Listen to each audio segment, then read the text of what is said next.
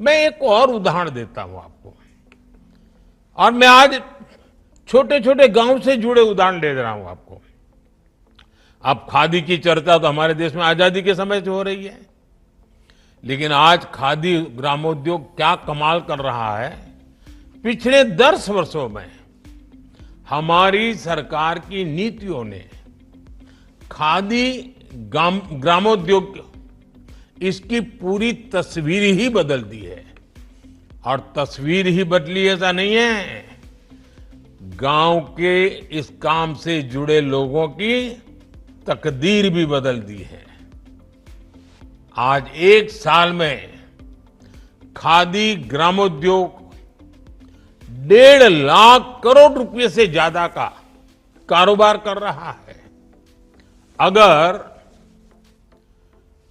10 साल पहले की स्थिति से तुलना करें, जैसे अभी डॉक्टर जितेंद्र सिंह जी सरकारी नौकरी के पुराने और नई सरकार के आंकड़े दे रहे थे, कितने चौंकाने वाले थे आप देखिए।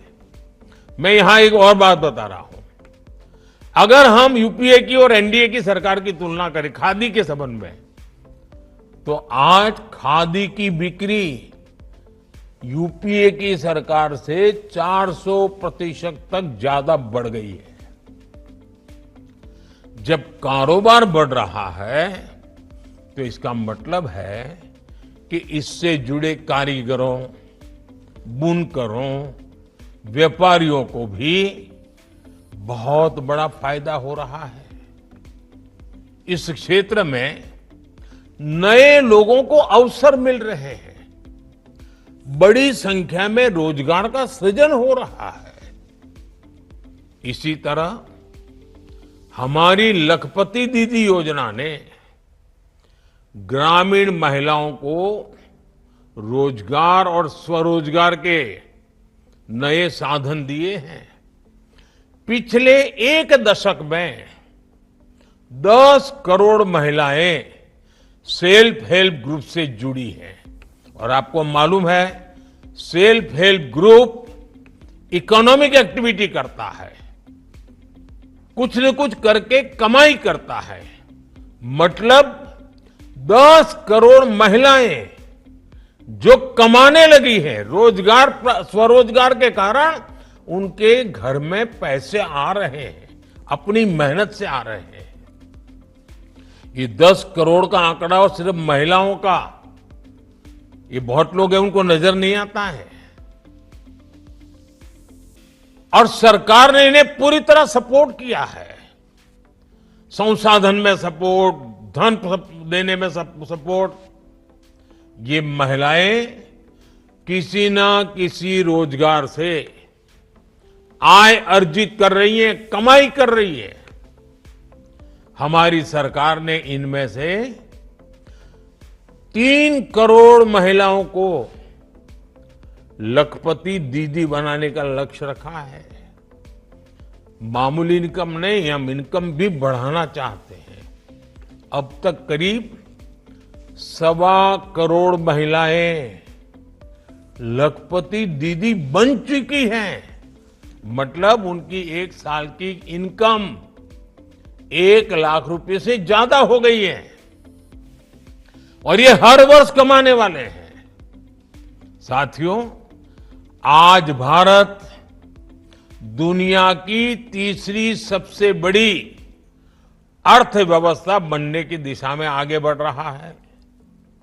देश की ये तरक्की देख देश का युवा ये भी पूछता है, और स्वाभाविक है उसके मन में सवाल है कि जो गति आज है, जो विस्तार आज है, वो गति पहले क्यों नहीं पकड़ी?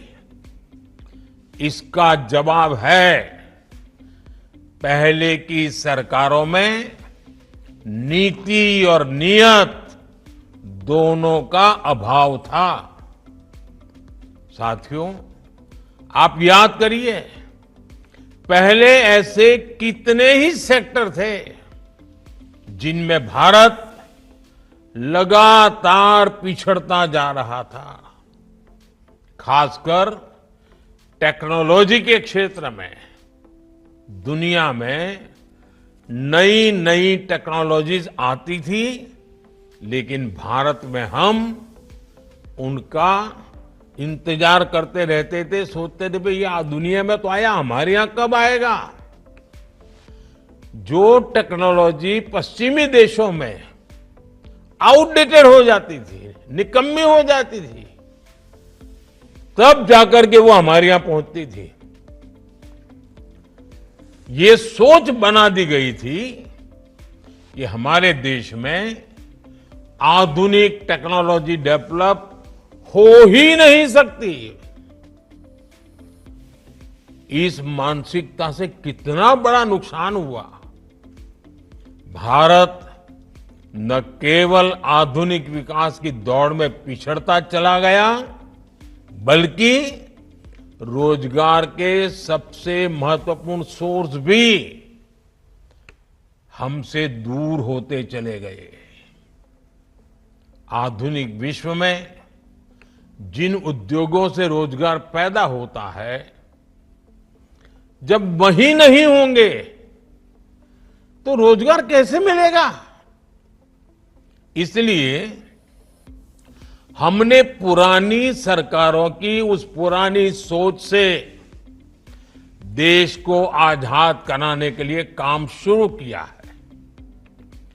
स्पेस सेक्टर से लेकर सेमीकंडक्टर तक, इलेक्ट्रॉनिक्स से लेकर इलेक्ट्रिक व्हीकल तक, हमने हर नई टेक्निक में मेक इन इंडिया को आगे बढ़ाया।